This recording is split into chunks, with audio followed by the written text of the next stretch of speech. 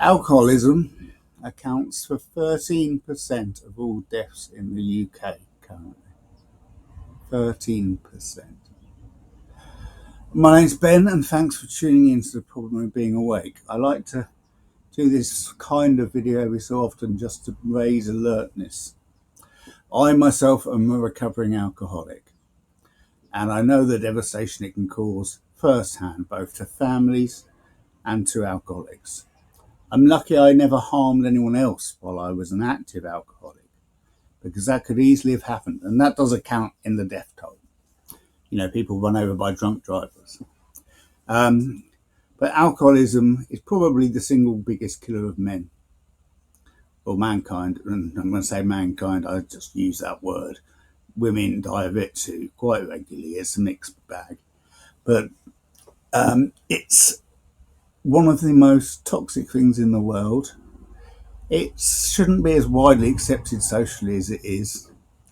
How it's possible to control it. I'm not suggesting everyone who drinks alcohol is going to become an alcoholic, but I do warn about the dangers of drinking too much alcohol, because it destroys. Becoming an alcoholic, becoming alcohol dependent, or being a regular binge drinker destroys relationships, it destroys jobs, and it destroys lives. And you might escape with yours. You might escape with not taking anyone else's.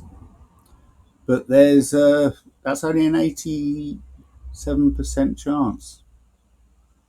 That's a big risk. If you can name me one other condition, specific condition, that takes 13% of lives in the UK, I would be staggered. The one that would come closest would probably be breast cancer, but 13% it's risen since it's before lockdown. It's 5.3%. Then everyone got into lockdown and just got pissed and became alcoholics, and that's true. I've seen the rise in alcoholism in this country with my own eyes on a regular basis. I go places and give talks and listen to people, and it's grown exponentially. And the same would be true of the USA, but I can't get their figure for some reason. I can only get their death toll, and it's still it looks like it's around 10%.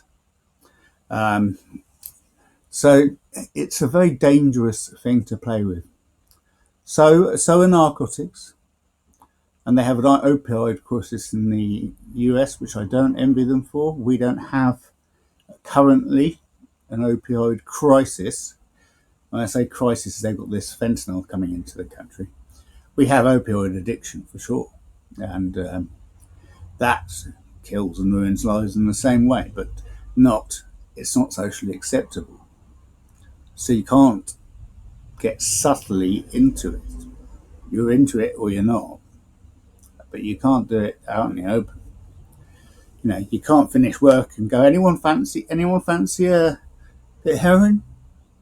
No one fancy a shot? Oh, I guess I'll go home then, watch some TV. Doesn't work that way. But it does with anyone fancy a beer before they come? Yeah, I'll come for a beer. Yeah. Innocent as you like for most people, but for 13% of people, they'll want another one. Yeah, one more. Yeah, how about another? Yeah, one for the road.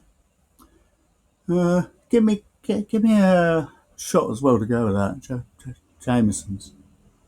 And before you know it, it's 2 a.m. They piss out their arse. So it is something. If you think you've got a problem with alcohol, don't try and tackle it on your own, because it's hard to. It's almost impossible to. You've got a real problem with it. And there's so many people who are willing to help. You've got AA, who I'd recommend most highly, but you've got your GP, who will put you in a contact with every government organisation immediately if you say you've got an alcohol problem. And then you've got those government organisations I've done a bit of work for, but I personally think AA is the best way to stay sober. Treatment centres are good to get you sober, but something like AA helps keep you sober, at least in the earliest days. So I honestly encourage people just to have a check on their alcohol intake and see how they feel about it. And realistically, if you're drinking 3, 4, 5 drinks a night, you're heading for trouble. If you're drinking a bit of wine with your meal, you're fine. If you have 2 cans of beer to relax at night, you're probably fine. Don't analyse yourself as to over analysing whether you're an alcoholic or not. But if you are drinking far more than that, you might want to check your drinking and see if you can stop. And when I say see if you can stop, just pick a period, say a month. So I'm going to stop for a month and see how easy it is. Not whether you can do it, because anyone can do it. Even when I was drinking in my heyday, I could do it. But how easy is it?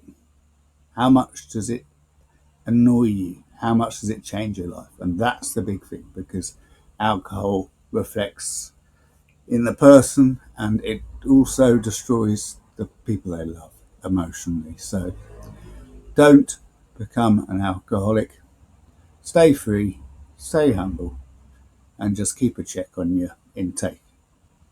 Take it easy. And if you like the video, please do subscribe and share. And if you didn't, you've already gone. So that's fine. Have a good day.